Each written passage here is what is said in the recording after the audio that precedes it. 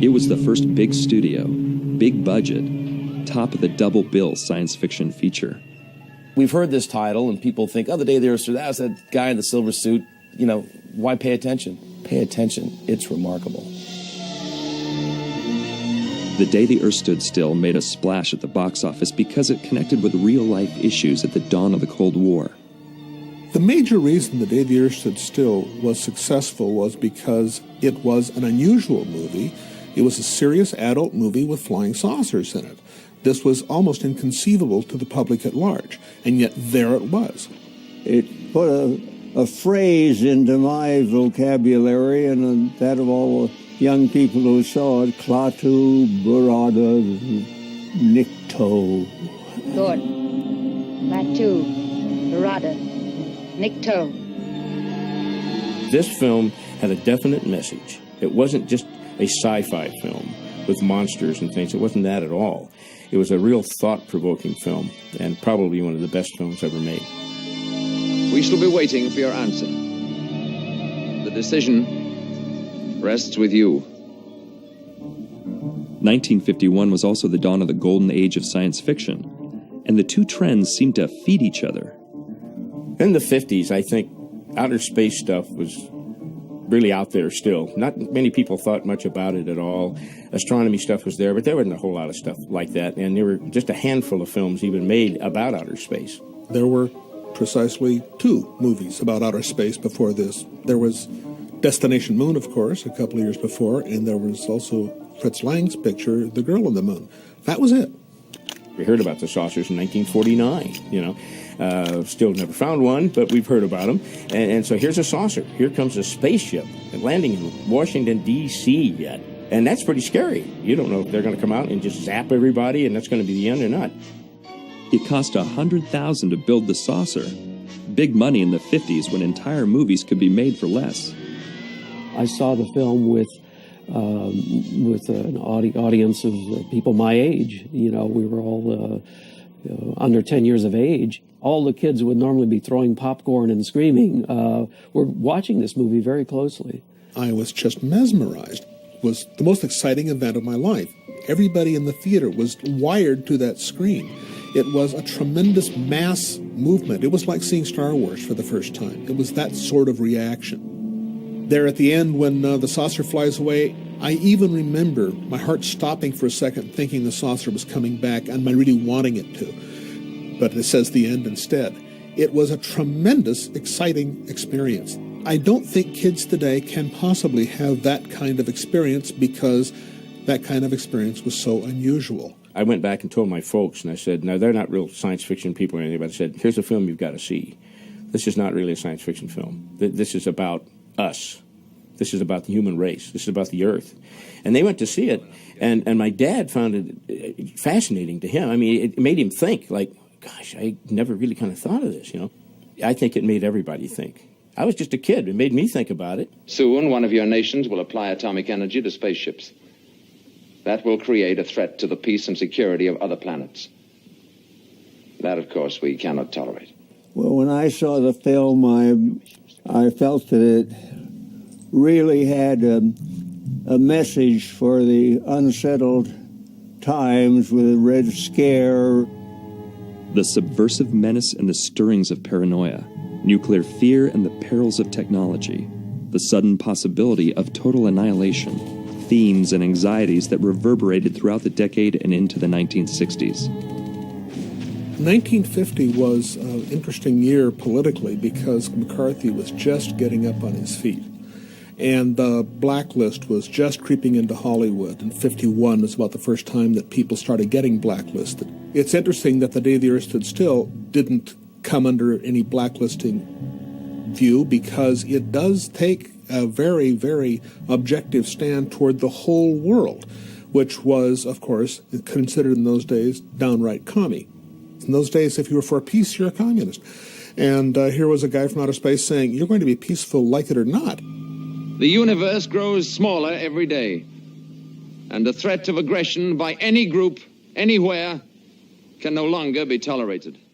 The message is not one that that people really wanted to hear at the time, even because all of the newspapers and the media in general were all supporting our involvement in nuclear things, nuclear power, this, nuclear bombs, nuclear everything. Part of the strength of this film and some of these other invasion from space movies that were coming out at the time is that they really were following on the heels of World War II. And the human race had seen just how horrifying all-out war could be. So I think maybe even more than the McCarthyism message, that this notion of just sheer destruction, the fear of destroying this planet was on a lot of people's minds. And then you had a film come around called Day the Earth Stood Still, which kind of changed that. It's the first film that had like a positive feel. Like we could take care of this stuff. We could end this stuff if we all worked together. Is it different where you've been? Don't they have places like this? Well, they have cemeteries, but not like this one. You see, they don't have any wars. Gee, that's a good idea. Well, Julian Blasting, who was the producer of the film, had never produced a sci-fi thing before, or horror, anything. He wasn't a genre guy at all. But I think on this one, he and Robert Wise, they loved the story. The story was key on this. And I think Fox probably felt the same way. Those are great words. He must have been a great man. Oh, sure. Like you feel when you watch Ben-Hur, like you feel when you watch The Wizard of Oz, like you feel when you watch any of the staple movies, the movies that do not fade over time, still have been Gone with the Wind, whatnot, you realize it's clear you're watching a textbook example of classic filmmaking. It's Robert Wise. If you don't know his name, look him up. This guy directed more of the classics than probably anybody in his era. Well, Robert Wise, he was a film editor originally.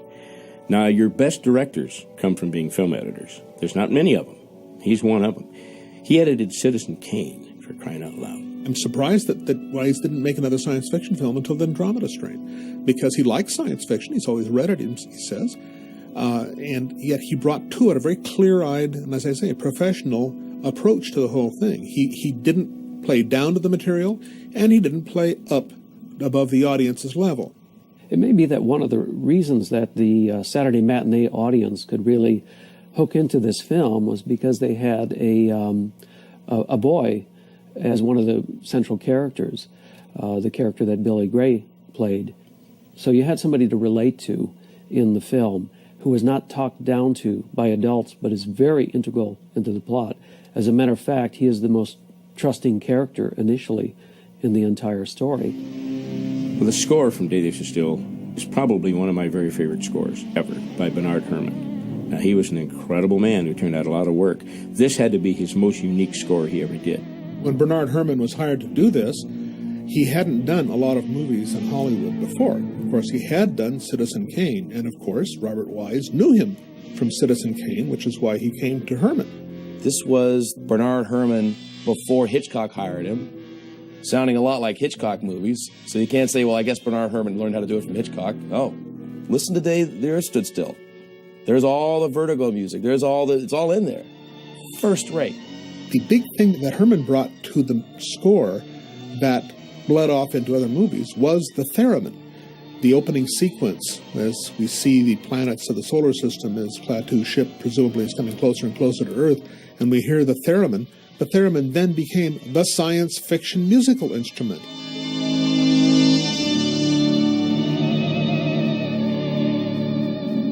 The film's pretty much of a talk film. There's not a whole lot of action in this movie, so it's not wham, bam, bam all the time.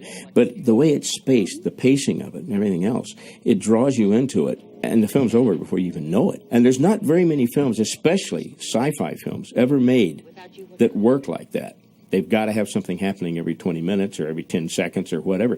This film didn't have to do that. Something I've really appreciate now, which I can articulate now, but only felt it back as a kid, was you could never understand or package what their capabilities were. the inability of the Army to break into the spaceship after they've landed, and the robot just standing there. So it's a great example of restraint from the villain. Instead of being a chainsaw guy and running around screaming, if they're just standing there, terrifying everybody, especially me as a little kid. In Michael Rainey's performance, all of his pleas for peace are not emotional. They're rational and reasonable. He says, look, I don't want to resort to threats. Believe me, you don't understand. They wouldn't sit down to the same table. I don't want to resort to threats, Mr. Harley. I merely tell you that the future of your planet is at stake. I urge that you transmit that message to the nations of the Earth. When I saw it as a kid and when I saw it recently, it scares the heck out of me because I don't know what the threat is. I don't know if he's going to bite me like a shark. I don't know if I'm going to get stabbed with a knife. And the fact that I can't figure it out really scares me. But I couldn't figure out, what are they going to do? How smart are they? They just feel much smarter than we are. Back in those days, for Robert Wise to have the foresight to show restraint in the threat, to show restraint in the performances, is probably one of the things that's made it timeless. Unusual among science fiction pictures of the 1950s, there isn't very much in The Day the Earth Stood Still that has dated. Now it looks like a historical film. That is, a historical film about the time this flying saucer landed in Washington, D.C. in a baseball field. The things that are dated in the film are the things that would be dated in any film, that will be dated 50 years from now if we see the current film. Things like cars and clothing and fashion and manners of speech to some extent change every 10, 15 years or so. If this film were remade today, I don't think you can improve on perfection. The film could probably be improved from a visual effects standpoint. You could make a fancier, more impressive robot and so on, but that wouldn't make for a better film. I don't care what it looks like. I don't care when it was made. It's all about the story. You know, if they'd had color film back there, they would have shot it in color. If they wanted to spend, the money to do Technicolor film, which was wildly expensive, they would have done it. It was probably a miracle the movie got made. We're going to do a movie about a spaceship landing in, the center of town, and then there's going to be tanks, and this guy in the silver suit is going to be really scary.